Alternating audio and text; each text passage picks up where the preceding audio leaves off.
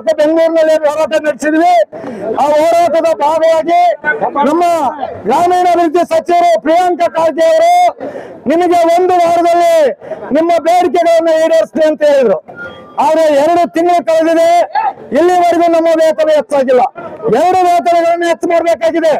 ಒಂದು ಕಾರ್ಮಿಕ ಕನಿಷ್ಠ ವೇತನ ಹೆಚ್ಚಾಗಬೇಕಾಗಿದೆ, ಇನ್ನೊಂದು ಸರ್ವಿಸ್ ಮೇಲೆ ವೇತನ ಹೆಚ್ಚಾಗಬೇಕಾಗಿದೆ. ಅದೇ ರೀತಿಯಾಗಿ ನಮಗೆ ರಿಟೈರ್ಡ್ ಆದ ನಮ್ಮ ವಾಟರ್ ಮ್ಯಾನ್ಗಳು, ಸ್ವೀಪರ್, ಜವಾನರ ಕೈಯಲ್ಲಿ 1 ರೂಪಾಯಿ ದುಡ್ಡಿಲ್ಲ. ಪಿಂಚಣಿ 6,000 ಕೊಡಬೇಕು ಅಂತ ಹೇಳಿದ್ವಿ.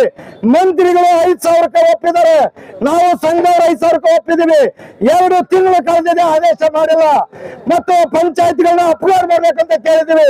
ಕರ್ನಾಟಕದಲ್ಲಿ 1500 ಪಂಚಾಯತಿಯನ್ನ ಅಪ್ಗ್ರೇಡ್ ಮಾಡಕ ಮಂತ್ರಿಗಳು ಒಪ್ಪಿದ್ದಾರೆ, ಆದ್ರೆ ಇಲ್ಲಿವರೆಗೂ ಅದನ್ನು ಜಾರಿ ಮಾಡ್ತಾ ಇಲ್ಲ.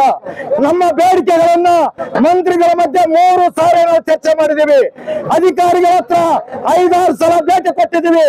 ಇಲ್ಲಿವರೆಗೂ ನಮ್ಮ ಬೇಡಿಕೆಗಳನ್ನ ಈಡೇರಿಸಿಲ್ಲ. ಇವತ್ತು ನಾವು ಮಂತ್ರಿಗಳ ಮನೆ ಮುಂದೆ ಬಂದಿದ್ದೀವಿ. ದಯವಿಟ್ಟು ಮಂತ್ರಿ ಮನೆ ಮುಂದೆ ಹೋಗಕ್ಕೆ ಸರ್ಕಾರ ಅವಕಾಶ ಕೊಟ್ಟಿಲ್ಲ. ನಾವು ಮತ್ತೆ ಬೆಂಗಳೂರಿಗೆ ಹೋಗ್ತೀವಿ, ಬೆಂಗಳೂರಲ್ಲಿ ನಮ್ಮ ಹೋರಾಟ ಮುಂದುವರಿಸ್ತೀವಿ. ಮಂತ್ರಿಗೆ ಎಚ್ಚರಿಕೆಯನ್ನು ಕೊಡ್ತೀವಿ, ಕೂಡಲೇ ನಮ್ಮ ವೇತನ ಹೆಚ್ಚಿಗೆ ಮಾಡಬೇಕು ಅನ್ನೋದು ನಮ್ಮ ಇವತ್ತಿನ ಹೋರಾಟ. ಮಂತ್ರಿ ಮನೆ ಮುಂದೆ ಹೋಗ್ಬೇಕು ಅಂತ ತೀರ್ಮಾನ ಮಾಡಿದೀವಿ, ಆದ್ರೆ ಸರ್ಕಾರ ಅದಕ್ಕೆ ಅವಕಾಶ ಕೊಟ್ಟಿಲ್ಲ. ನಾವು ಬೆಂಗಳೂರಲ್ಲಿ ವಿಧಾನಸೌಧಕ್ಕೆ ಮುಂದೆ ನುಗ್ಗಬೇಕಾಗ್ತದೆ ಅನ್ನೋದನ್ನ ಎಚ್ಚರಿಕೆಯನ್ನ ಗುಲ್ಬರ್ಗದ ಜನರ ಒಂದು ಮುಂದೆ ಇವತ್ತು ಆಶ್ವಾಸನೆಯನ್ನ ಮಾಡ್ತೀವಿ.